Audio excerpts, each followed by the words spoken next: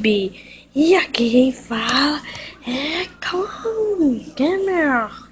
E vamos de novo, galera, jogar um Minecraft Survival. Então vamos lá, galera.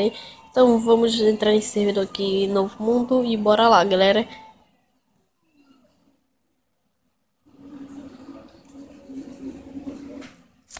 Tá entrando na... Vira a tela. Nossa, vai virar a tela. Galera, os caras... Tem areia ali. Ó, tô falando que os caras saem falando aí, ó. Galera, segue eu aqui que eu já achei. Tenta pegar areia. Pega mais bastante, bastante. Os caras saem falando, velho. Eu tô gravando já, eu.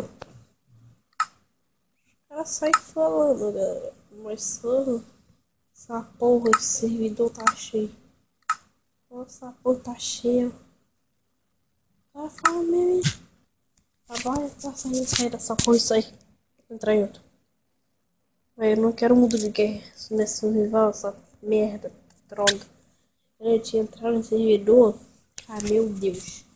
Meu Deus. Que eu fiquei em várias coisas, mas tem muito cara aí.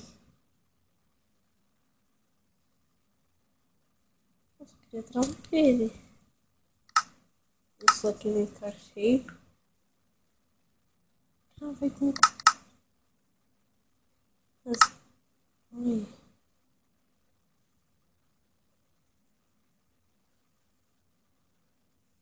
Galera, quando eu achar um servidor eu volto, valeu. E fala galera do YouTube, voltei. Mas esse servidor, galera, só vai estar eu, porque eu acabei de criar esse servidor. Então vamos lá. Eu acabei de criar já aí, galera. Bora esperar o espaço entrar aí, ó. Bora esperar os inscritos entrar. Bora esperar. Enquanto que eu... Não é não, galera. Eu vou explorar essa... Sim, aqui, ó.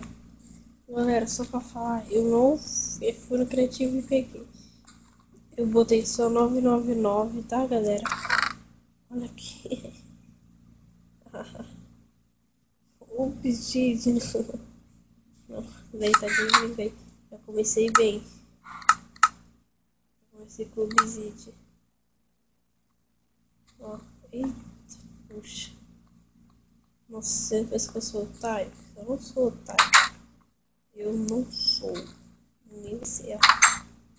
Você pensa que nenhum. Galera, vocês têm que ver. Amanhã vai ser um vídeo com convidado, tá? Vou tentar fazer, né? Chamar alguém, um convidado, galera. Convidado. Amanhã eu vou pra casa do Ellen Gamer, tá? Aí eu vou ir e vou tentar gravar um vídeo de Minecraft lá, já. Então vamos. Calma aí.